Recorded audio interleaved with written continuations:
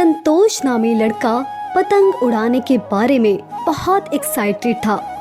वो हर साल अपने गांव वालों के साथ पतंगे खरीदता था और उन्हें गांव के घर में उड़ाया करता था।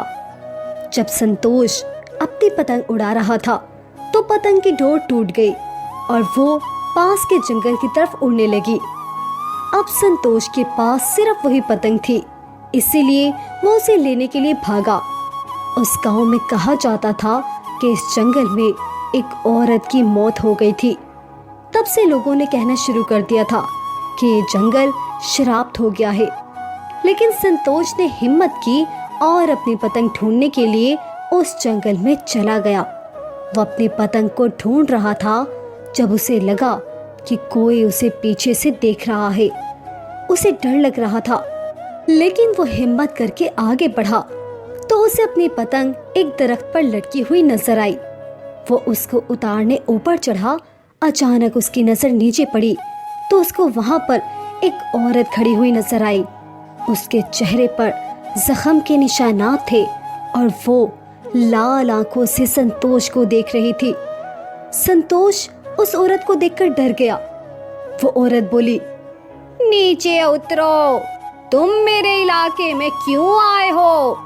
अब तुम्हें मरना होगा।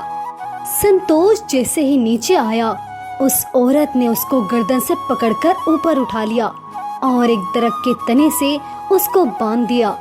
संतोष कहने लगा, तुम मुझे क्यों मारना चाहती हो? तो वो बोली, मुझे पतंग उड़ाने वालों से नफरत है। तो संतोष ने कहा, ऐसा क्यों बोल रही हो? भला पतंग उड़ाने से आपको क्या मसला होता है?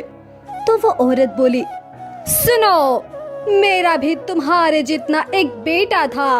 एक दिन वो स्कूल से घर आ रहा था तो एक पतंगबाज की डोर से उसका गला कट गया और वो मर गया। उसके गम में मैंने भी आत्महत्या कर ली और चुड़ैल बनकर पतंग उड़ाने वालों को मार रही हूँ। ये सुनकर संतोष बोला, इसमें किसी का कोई कसूर तो नहीं था, वो तो एक हादसा था। जिस तरह आप अपने बेटे से प्यार करती हो, मेरे माँ बाप भी मुझसे बहुत प्यार करते हैं और हर बच्चे के माँ बाप उससे बहुत प्यार करते हैं। आप एक इंसान की गलती की सजा में बेकसूर लोगों को क्यों मार रही हो?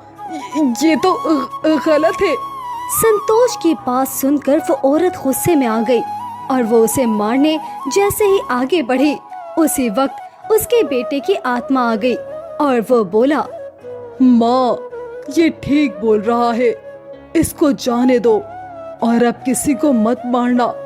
माँ, मुझे दुख होता है जब आपको तकलीफ में देखता हूँ। ये सुनकर चुड़ैल की आंखों में आंसू आ गए। उसने संतोष को छोड़ दिया और अपने बेटे की आत्मा के साथ वो चुड़ैल भी हमेशा हमेशा के लिए गायब हो गई।